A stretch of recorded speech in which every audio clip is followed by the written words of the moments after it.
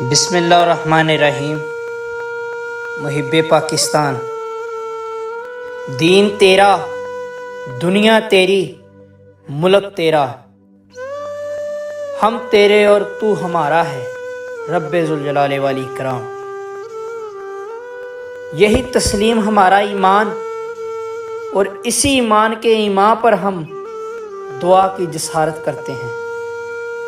اپنی طاقت و تدبیر تو ہم دیکھ ہی چکے، اب ہم تیری قدرت کو دیکھنے کے متمنی ہیں۔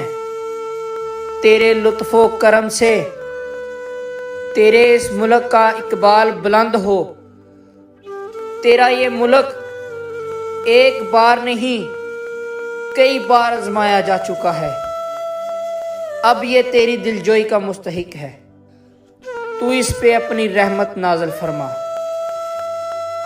یا اللہ، یا رحمان، یا رحیم، یا حیو یا قیوم، یا ذوالجلال والاکرام۔ تیرے لطف و کرم سے تیرے اس ملک کے دشمنان و حاسدان اور بدخواہان پہ تیرا رعب طاری ہو، اور تیری جلالت ان کے ناپاک عزائم کو ناکام کر دیں، ان کے منصوبوں کو مسترد کر دے، ان کے قدم ڈگمگا دے، ان میں پھوٹ ڈال دے، اور ان کے ٹکڑے ٹکڑے کر دے۔ یا اللہ، تو اپنی عظمت کے نور کے صدقے ہمارے دشمنان و حاسدان کے شرار سے بکھیر دے، آمین۔